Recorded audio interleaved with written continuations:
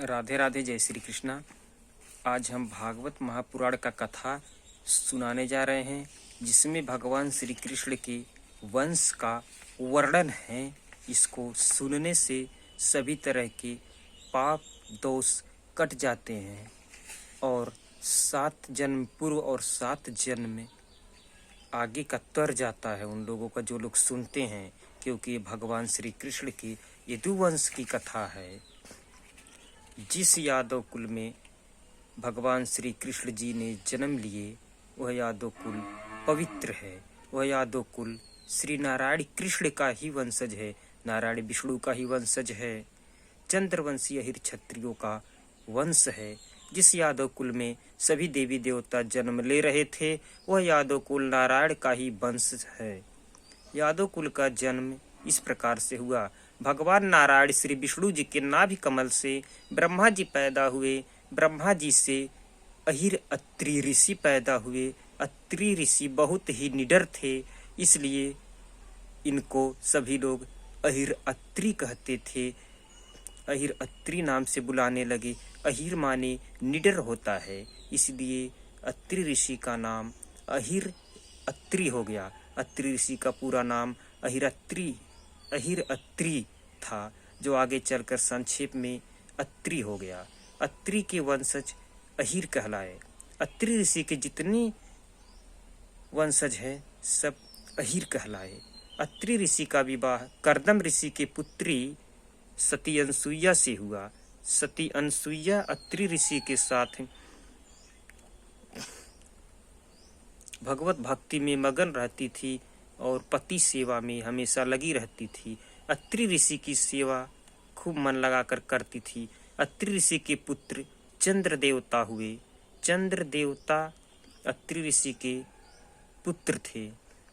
इसी चंद्र देवता से चंद्रवंश का उत्पत्ति हुआ। चंद्र के जितने पुत्र हुए वह चंद्रवंशी कहलाए। अत्रि ऋषि के पुत्र दुर्वासा ऋषि हुए। अत्रि ऋषि के पुत्र दत्तात्रेय हुए। अत्रि ऋषि के पुत्र जो चंद्र देवता थे, चंद्र देवता का विवाह राजा दक्ष के 27 पुत्रियों से हुआ, जिसको 27 नक्षत्र कहा गया। राजा दक्ष की पुत्री जो रोहिणी थी, रोहिणी सहित राजा दक्ष के 27 पुत्रियों से चंद्र देवता का शादी हुआ, वही 27 नक्षत्र कहलाई। 27 नक्षत्र जो है भगवान चंद्र देवता की ही पत्नियां हैं। कुछ समय बाद चंद्र देवता और देव गुरु बृहस्पति की पत्नी के बीच प्रेम प्रसंग हो गया। चंद्र देवता के बीच और गुरु बृहस्पति की पत्नी तारा के बीच जब प्रेम हो गया तो ये दोनों लोग आपस में मिलकर पति पत्नी की तरह रहने लगे। तारा और चंद्र देवता के प्रेम के कारण तारा और चंद्र देवता से एक पुत्र जन्म लिया, जिसका नाम बुद्ध हुआ। बुद्ध का जन्म एक ब्राह्मणी के कोख से हुआ, जिस तारा का पति चंद्र देवता थे, उसी तारा के गर्भ से बुद्ध का जन्म हुआ। अब बुद्ध ब्राह्मणी के पुत्र और अहिर के पुत्र कहलाए, क्योंकि चंद्र देवता अत्रि के पुत्र थे, वो अहिर थे। तारा और चंद्र देवता से बुद्ध का जन्म हुआ। बुद्ध से पुररवा नाम के पुत्र हुए। पुररवा का विवाह उर्वशी से हुआ। उर्वशी के पुत्र आयु हुए। आयु का विवाह प्रभा से हुआ। और प्रभा से जो हुआ, आयु के पुत्र जो नहुस हुए, नहुस का विवाह ब्रजकुमारी से हुआ। नहुस के पुत्र ययाति हुए।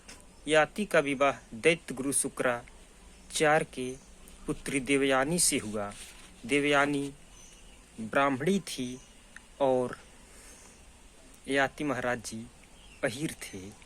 अब देखिए ऊपर वंश का सर नाई ढेर त थोड़ा थोड़ा, गधा के गधे होलन घोड़ा के होलन घोड़ा, असर तो कुछ पड़बे करेला। तो इसमें बात ये आ गया, मतलब वंश का असर होता है, कहावत सही कहा गया है। ऊपर देखिए चंद्र देवता का विवाह हुआ, चंद्र देवता को प्यार हो गया बृहस्पति जी की पत्नी से, तारा से उनसे बुद्ध हुए। इधर देखिए आगे आगे चलकर पीढ़ी में क्या हुआ। ययाति महाराज का ययाति महाराज को प्रेम हो गया, ययाति महाराज का विवाह हुआ देवयानी के साथ। अब देवयानी भी ब्राह्मणी थी, दैत्य गुरु शुक्राचार्य की पुत्री। ययाति का विवाह दैत्य गुरु शुक्राचार्य की पुत्री देवयानी से हुआ। देवयानी वस्त्रहीन अवस्था में एक कुएं में गिरी हुई थी। महाराज ययाति जंगल में घूमने गए थे तो उन्होंने जंगल के कुएं में देवयानी को देखे। उन्हें जंगल के कुएं में देवयानी दिखी। महाराज ययाति जंगली कुएं से देवयानी को निकाले और कहे, हे देवी, आप कौन हो जो इस कुएं में पड़ी थी? तब देवयानी बोली, मैं दैत्य गुरु शुक्राचार्य की पुत्री, हमारा नाम देवयानी है। मेरी सखियों ने मुझे इस कुएं में ढकेल दी। महाराज ययाति बोले, आप हमारा गमछा ओढ़ लीजिए क्योंकि आप नग्न अवस्था में हैं और अपने घर जाइए। देवयानी बोली, हे सुंदर युवक, आप अपना नोछा हमको उड़ाए जिससे हमारी लाज बची और आप हमारे प्राण का भी रक्षा किए। अब आप हमको अपना पत्नी बना लीजिए।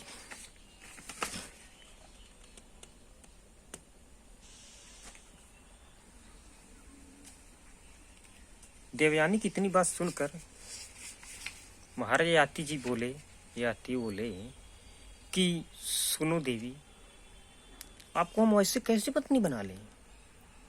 आप तो पहले अपने घर जाइए, अपने माता पिता से पूछ लीजिए वो आपका शादी कहाँ करना चाहते हैं, तब उनकी इच्छा के अनुसार हो जाएगा। वो बोली, नहीं, मैं ब्राह्मण कुल की हूँ, फिर भी मैं शादी आपसे करूँगी। तो उन्होंने बोले, आप ब्राह्मण हो और मैं अहिर क्षत्रिय हूँ। अब हम अहिर क्षत्रिय या ब्राह्मण कैसे हो सकता है शादी? वो बोली, होगा, हमको कोई ब्राह्मण पाणी ग्रहण नहीं कर सकता क्योंकि मुझे श्राप मिला है। बोले, कौन दिया श्राप? वो बोले, देव गुरु बृहस्पति के पुत्र ने मुझे श्राप दिया है। तो बोले, ऐसा क्यों और क्यों तुम कुएं में गिरी मिली? हमको तो पता ही नहीं है, ऐसा हुआ क्यों? श्राप भी मिला, कुएं में भी गिर गई हो, बात बताओ। तो बोली देवयानी, सुनिए अभी पूरी कहानी को, कैसे कैसे मेरे साथ क्या क्या हुआ। देखिए, जो हम आपको कथा बता रहे हैं, देवयानी को सखियों ने उनको कुएं में ढकेली थी।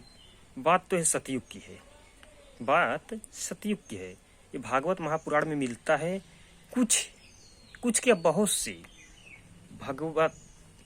भागवत प्रवचन वक्ता लोग, खास करके ब्राह्मणों ने, इन कहानियों को बताते ही नहीं है, छिपा लेते, क्योंकि यदुवंश की कहानी है। कुछ लोगों को चिढ़ है यदुवंश से। उन्हें ये नहीं पता है कि यदुवंश की इसी कहानियों को सुनकर ही लोग मुक्ति पाते हैं। महाराज प्रेमानंद महाराज जी खुद कहते हैं कि उनके गुरु भी कहते थे कि भगवान कृष्ण के वंश को सुनने से और कहने से, सुनने से सभी पाप खत्म हो जाता है। तो हम आपको बता रहे हैं, बात सतयुग की है। देवताओं और दैत्यों में युद्ध चल रहा था। देवताओं के गुरु बृहस्पति जी थे, दैत्यों के गुरु शुक्राचार्य जी थे। उस युद्ध में जितने दैत्य मरते थे, उन दैत्यों के ऊपर दैत्य गुरु शुक्राचार्य अपने कमंडल से जल लेकर संजीवनी मंत्र पढ़कर छिड़क देते थे। और जब संजीवनी मंत्र पढ़कर जब उन लोगों पर वो छिड़कते थे तो जानते हैं क्या होता था? फिर दैत्य पुनः जीवित हो जाते थे, फिर खड़े हो जाते थे और उसके बाद जीवित होकर फिर से युद्ध करने लगते थे। इस संजीवनी मंत्र के प्रभाव से कोई भी दैत्य नहीं मरता था। जो दैत्य मरता था उसे दैत्य गुरु शुक्राचार्य जी पुनः जीवित कर देते थे। इससे देवताओं की हार हो गई। देवता लोग हार कर और थक कर देवगुरु बृहस्पति जी के पुत्र कच्च के पास गए। कच्च के पास जाकर कहने लगे, हे गुरु बृहस्पति के पुत्र कच्च, अब हम सब देवताओं का दैत्यों के सामने युद्ध करना कठिन हो गया है। दैत्य गुरु शुक्राचार्य के पास संजीवनी मंत्र है, वह दैत्यों को जीवित कर दे रहे हैं। अब कोई भी उपाय नहीं है हम लोगों के पास, अब कोई भी दैत्य नहीं मर रहा है, अब दैत्यों को हराना असंभव हो गया है। इतना बात सुनकर कच्च बोला, तो चिंता का विषय बन गया है, ये तो चिंता का विषय बन गया है। कच्च बोला तो क्या होगा, कोई उपाय नहीं है क्या? तब देवताओं ने कहा, हे कच्च, शुक्राचार्य के पास जाकर हाथ जोड़कर विनती करना संजीवनी मंत्र सिखाने के लिए। संजीवनी मंत्र शुक्राचार्य को भगवान भोलेनाथ शंकर जी ने सिखाए हैं। अगर संजीवनी मंत्र शुक्राचार्य सिखा देंगे तुमको तो हम सब देवताओं का विजय होगा, हम अवश्य युद्ध जीत जाएंगे। अगर हम युद्ध नहीं जीते तो स्वर्ग है, पाताल, पृथ्वी, स्वर्ग तीनों लोकों में दैत्यों का राज्य हो जाएगा और देवताओं का अस्तित्व ही खत्म हो जाएगा। तो कच्चे तो बोला, ये तो है चिंता का विषय, दिक्कत तो है, ठीक है सोचते हैं भाई, विजय तो कराना ही होगा। सब देवताओं का विजय जब उस मंत्र से होगा तो ठीक है, हम दैत्य गुरु शुक्राचार्य के पास जाएंगे। लेकिन जाने से पहले हम अपने पिता देवगुरु बृहस्पति जी से पूछ लेंगे। जरा पूछ ले तो अपने, अब कोई भी लड़का जाएगा कहीं तो अपने घर वालों से जरूर ही पूछेगा, वैसे थोड़ी ना चला जाएगा। वैसे चला जाएगा उसके बाद में अपने मन का थोड़ी ना, ऑर्केस्ट्रा थोड़ी ना चल रहा है कि जाकर ऑर्केस्ट्रा देखकर फिर आकर घर पर सो जाएगा। और गुरुकुल में जा रहा है ना, गुरुकुल में जाएगा तो टाइम लगेगा वहां पर, पता नहीं उनकी जिस गुरु के पास जाओ पता नहीं कितने दिन तक रोकेंगे, कितने दिन के बाद सेवा कराएंगे, तो उसके बाद शिक्षा देंगे उस मंत्र का, संजीवनी मंत्र का, वो भी शुक्राचार्य जी के आश्रम में। तो देवता लोग बोले चलो कच्छ, कोई बात नहीं, सब एक साथ मिलकर देवगुरु बृहस्पति जी के पास चलते हैं। कच्छ बृहस्पति के पास जाकर बोला, पिताजी देवताओं की आज्ञा है, हम दैत्य गुरु शुक्राचार्य के पास जाकर संजीवनी मंत्र सीखे। कच्छ की बात सुनकर देवता लोग बोले हाथ जोड़ के, हे गुरु जी, आप अपने पुत्र कच्छ को दैत्य गुरु के पास संजीवनी मंत्र सीखने के लिए भेज दीजिए। इतना वचन सुनकर देवगुरु बृहस्पति बोले, जाओ पुत्र, कच्छ शुक्राचार्य के पास मृत संजीवनी मंत्र सीख कर आओ। अपने पिता का आज्ञा पाकर कच्छ शुक्राचार्य जी के आश्रम में पहुंच गया। देवगुरु शुक्राचार्य से हाथ जोड़कर प्रणाम करके दंडवत करके कहने लगा, हे गुरुदेव जी, हम आपके शरण में हैं। अब हम आपसे मृत संजीवनी मंत्र सीखना चाहते हैं।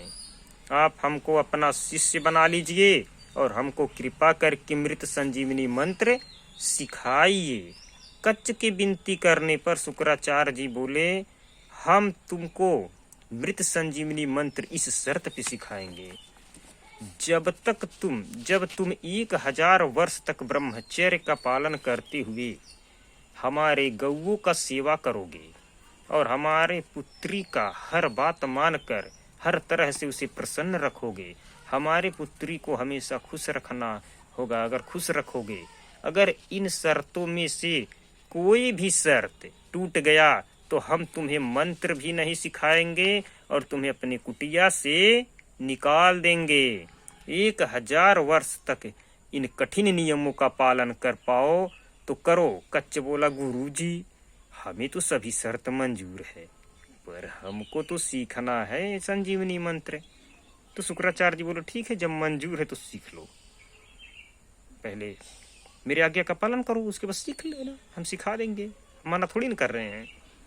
हम आज से गुरु सेवा, कच्छ बोला, हम आज से गुरु सेवा, ब्रह्मचर्य पालन और आपकी प्रिय पुत्री का हर इच्छा भी पूरी करते रहेंगे। अब कच्छ देवयानी की सेवा करने लगा, गैया चराने लगा। इसी तरह रोज रोज देवयानी की सेवा करता, गैया चराता। अब देवयानी को कच्छ से प्रेम हो गया, जिसे कलयुग में कहते हैं लव लाइटिस हो गया, मतलब प्रेम हो गया। वो मन ही मन चाहने लगी।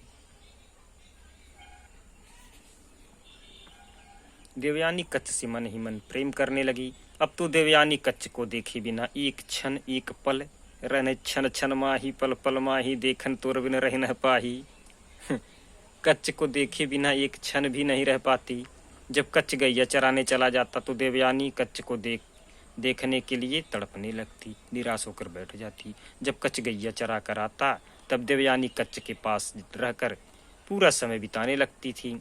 कच्छ देवयानी की खूब सेवा करता था। अब 1000 साल कच्छ का पूरा हो गया। कच्छ दैत्य गुरु शुक्राचार्य के पुत्री देवयानी से कहा, अब तो हमारा तप, वचन, सेवा पूरा हो गया।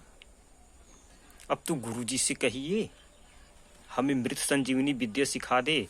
देवयानी बहुत खुश हुई। कच्छ को साथ लेकर अपने पिता शुक्राचार्य जी के पास पहुंच गई।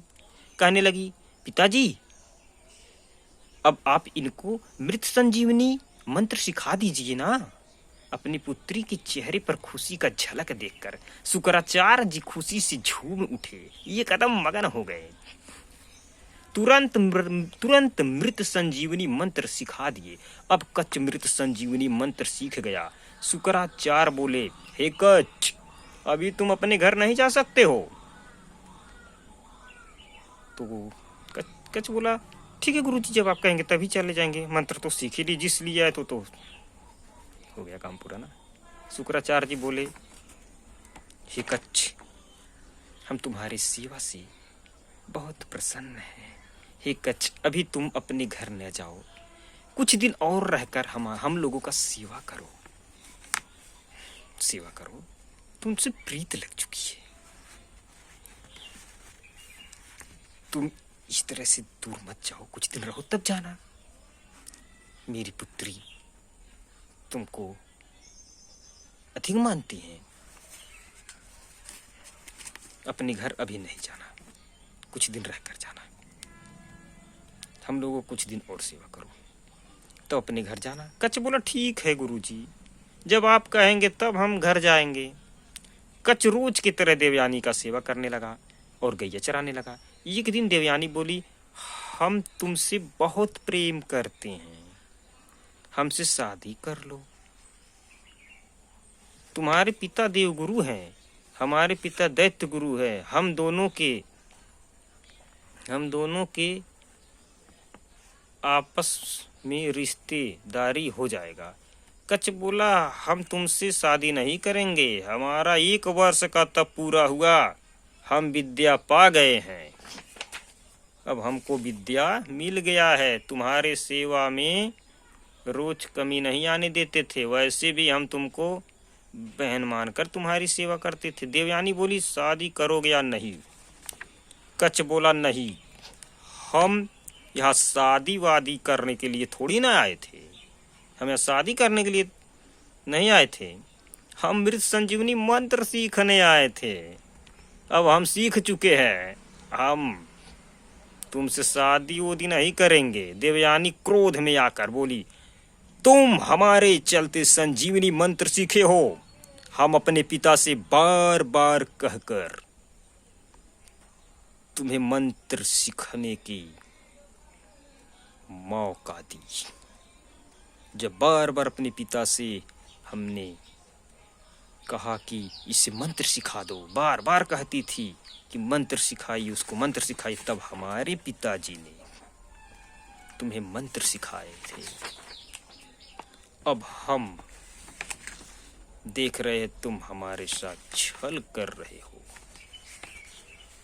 तुम्हारे संजीवनी मंत्र सीखने के बाद अब पता चला तुम किस कारण से आए थे। अब मैं तुम्हें श्राप देती हूँ, तुम्हारा मृत संजीवनी मंत्र निष्फल हो जाएगा, कभी नहीं काम करेगा। इस मंत्र का प्रयोग कभी नहीं काम करेगा, तुम भूल जाओगे मृत संजीवनी मंत्र। इसको पढ़ोगे तो उपयोग में आएगा ही नहीं, निष्फल हो जाएगा। मैं तुम्हें श्राप देती हूँ, तुम्हारा मृत संजीवनी मंत्र निष्फल हो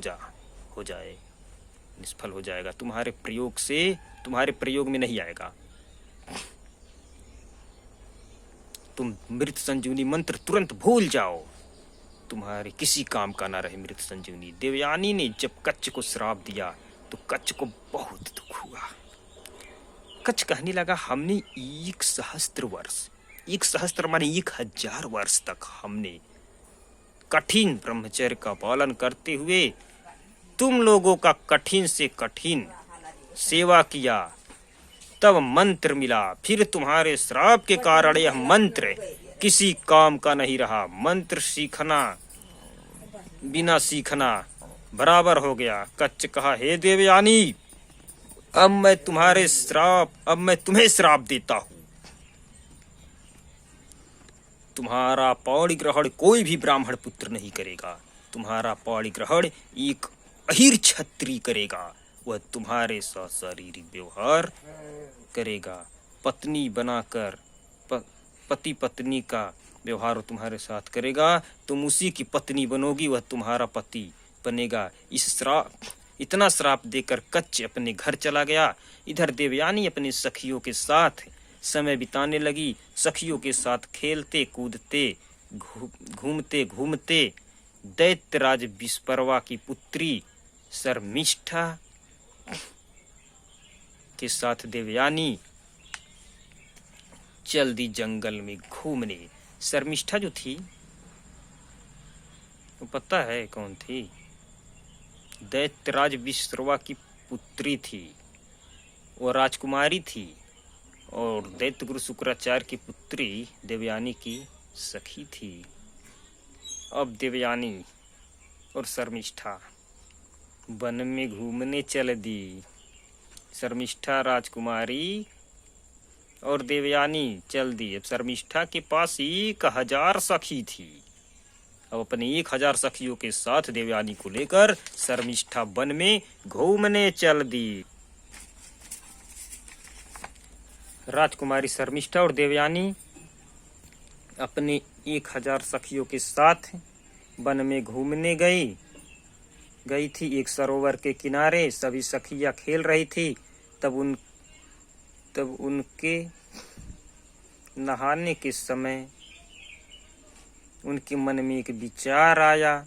सभी लोग अपने अपने कपड़े निकाल कर नहाने लगे। तभी अचानक उसी रास्ते में शंकर जी माता पार्वती जी के साथ आ रहे थे। गौरी शंकर जी को देखकर सभी सखियां जल्दी से जल्दी अपने कपड़े पहनने लगी। उसी समय जल्दीबाजी में घबरा कर देवयानी अपने सखी राजकुमारी शर्मिष्ठा की कपड़ा गलती से पहन ली। तब तक शर्मिष्ठा वहां पर आ गई।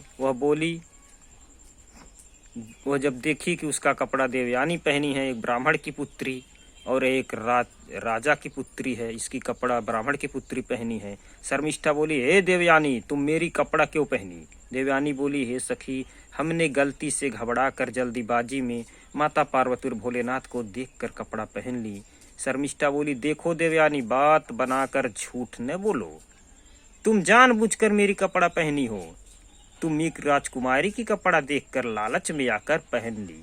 देवयानी बोली, हे सखी, हमारे ऊपर झूठा कलंक न लगाओ। हम गलती से तुम्हारा कपड़ा पहन लिए। शर्मिष्ठा बोली, चुप रह, तुम हमको पाठ पढ़ा रही हो। देवयानी बोली, हमारे ऊपर क्रोध न करो सखी, हम तुम्हारे कपड़े को अपने शरीर से उतार कर तुम्हें दे देंगे। हम अभी तुम्हारा कपड़ा दे रहे हैं और अपना कपड़ा पहन रहे हैं। इतना बात सुनकर शर्मिष्ठा बोली, हम तुम्हारे शरीर का पहना हुआ कपड़ा नहीं पहनेंगे। हम राजा की पुत्री राजकुमारी और तुम भिक्षा मांगने वाले ब्राह्मण की पुत्री भिखारी हो। तुम्हारे पिता हमारे पिता के दरबार में हमारे पिता का गुणगान गाते हैं। तब हमारे पिताजी तुम्हारे पिता को कुछ अन्न धन वस्त्र देते हैं, जिससे तुम लोग खाते पीते पहनते हो। हमारे पिता के दिए हुए भिक्षा दान से तुम खाती हो और नहीं तो उल्टे हमसे झगड़ा कर रही हो। शर्मिष्ठा की बात सुनकर देवयानी बोली, तुम हमसे क्या बड़ाई करोगी? तुम्हारे पिता क्षत्रिय होते हुए भी नीच कर्म कर रहे हैं। वो भी दैत्यों का राजा बनकर दैत्य बन गए हैं। तुम्हारे शरीर पर पहना हुआ वस्त्र नहीं पहनना चाहिए, हम तो गलती से पहन लिए। अब दोनों सखियों में झगड़ा होने लगा, एक दूसरे से गाली गलौज होने लगा। देवयानी बोली, तुम दैत्य पुत्री हो, इसलिए तुम्हारे अंदर अहंकार है। शर्मिष्ठा बोली, तुम भिखारी की पुत्री हो, इसलिए तुम्हारे अंदर लालच है। तुम मेरी राजसी वस्त्र यह सोचकर पहन ली कि पहनने के बाद वस्त्र शर्मिष्ठा नहीं लेगी, हम तुमसे वस्त्र लेकर रहेंगे। लालची कही की, तुम्हें लाज नहीं आती हमसे बात करते समय? देवयानी बोली, तुम बड़ा बड़ाई कर रही हो। तुम्हारे पिता को हमारे पिताजी मंत्र सिखाए हैं और तुम्हारे सभी दैत्य सेना को भी हमारे पिता मंत्र सिखाकर शक्तिशाली बनाए हैं, जिससे तुम्हारे पिता देवताओं को हराकर स्वर्ग लोक पर भी जब मन करे तब विजय प्राप्त कर लेते हैं। हमारे पिताजी दैत्यों के गुरु न रहते तो तुम्हारे पिता देवताओं से हार कर इधर उधर भिखारियों की तरह भटकते। शर्मिष्ठा बोली, चुप रहे, तुम्हारे पिता हमारे पिता दरबार में सम्मान देते हैं तब वो सम्मानित होता है। तुम्हारे पिता को हमारे दरबार के लोग भाड़ के बराबर समझते हैं। तुम्हारे पिता को भाड़ समझकर जो चाहे वो कराते हैं। तुम्हारे पिता का कोई सम्मान नहीं है।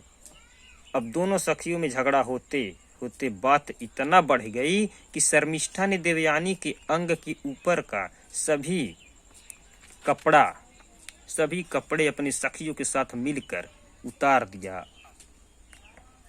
अंग अंग पकड़कर कपड़ा सब निकाल ली। देवयानी को वस्त्रहीन कर दिया, करके एकदम नंगा शरीर में ही एक कुएं में ढकेल दी सभी लोगों ने।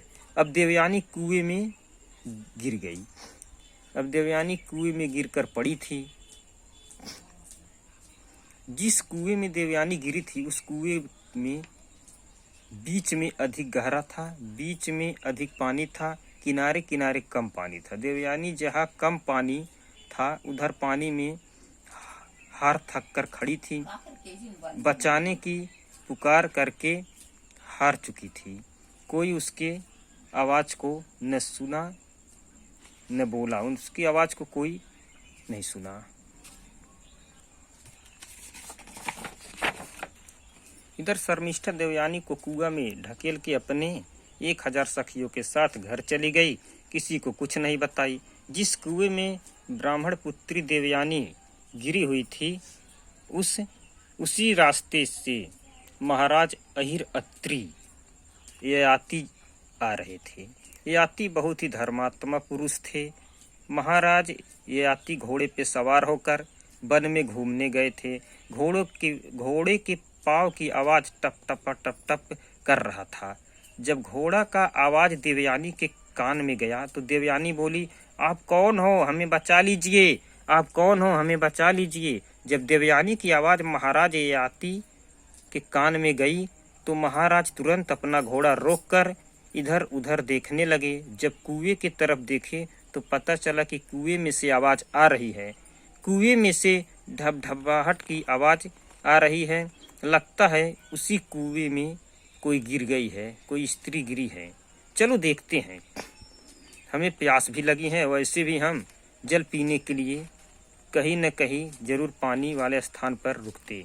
यहाँ पर देखें पहले कौन ढबढबा रही है, उसे बचाना हमारा धर्म है। इतना कहकर महाराज ययाति जी ने जब कुएं में झांक कर देखे तो उसमें एक सुंदर स्त्री नग्न अवस्था में पानी में छपछपा रही थी, कभी हाथ पांव मारकर ढबढबा रही थी। देवयानी